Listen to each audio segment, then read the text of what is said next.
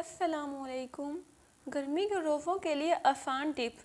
Pharmacological علاج کے ماہر ڈاکٹر احمد عبدالسلام رمضان کے دوران جسم میں پانی کی کمی کو روکنے کے طریقے کے بارے میں آگاہ کرتے ہیں۔ روزہ رکھنے کے وقت مناسب مقدار میں پانی پینا بہت ضروری ہے۔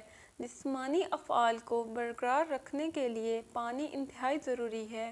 روزے سے پہلے کافی پانی نہ پینے سے جسم کو پانی کی کمی کا خطرہ لاحق ہو سکتا ہے اور اس سے چکر آنا، سر درد، سستی اور تھکاوٹ ہو سکتی ہے۔ لہٰذا روزانہ 8 گلاس پانی پینا ضروری ہے، کیونکہ جسم میں مائع مواد کی کمی صحت کے بہت سارے مسائل کا باعث بنتی ہے، جیسے پانی کی کمی سے سر درد، معدے کی تکلیف اور قبض وغیرہ کے مسائل ہو سکتے ہیں۔ کیفین والے مشروبات سے پرہیز کریں۔ چائے اور کافی کے مشروبات میں کیفین ہوتی ہے، جو ایک ایسا مادہ ہے جس سے پیشاب زیادہ آتا ہے۔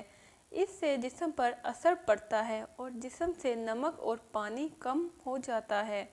ضرورت سے زیادہ کیفین کی مقدار پیاس کے احساس کو بڑھا سکتی ہے، لہذا بہتر ہے کہ 1 گلاس صاف پانی کے ساتھ پھل اور کھجوریں وغیرہ کھا لیں۔ بہت سارے پھل اور سبزیاں۔ پھلوں اور سبزیوں کا کھانا نہ صرف صحت کے لیے اچھا ہے بلکہ یہ جسم کو ہائیڈریٹ رکھنے میں بھی مدد دیتا ہے، کیونکہ کچھ پھل اور سبزیوں میں پانی کی کافی مقدار ہوتی ہے۔ یہ روزہ رکھنے کے بعد جسم کو تر و تازہ رکھنے کا بہترین طریقہ ہے۔ رمضان کے دوران کھائے جانے والے پھل اور سبزیوں میں تربوز، ککڑی، اجوائن جسم کو ہائیڈریٹ رکھتے ہیں۔ مسالہ دار یا نمکین کھانوں سے پرہیز کریں۔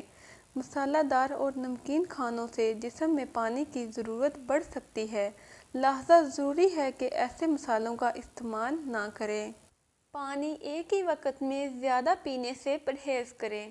ایک ہی وقت میں زیادہ مقدار میں پانی پینا جسم کے لیے نقصان دہ ہو سکتا ہے، لہذا افطار اور سحر کے درمیانی وقت میں متوازن طریقے سے پانی پینا بہتر ہے۔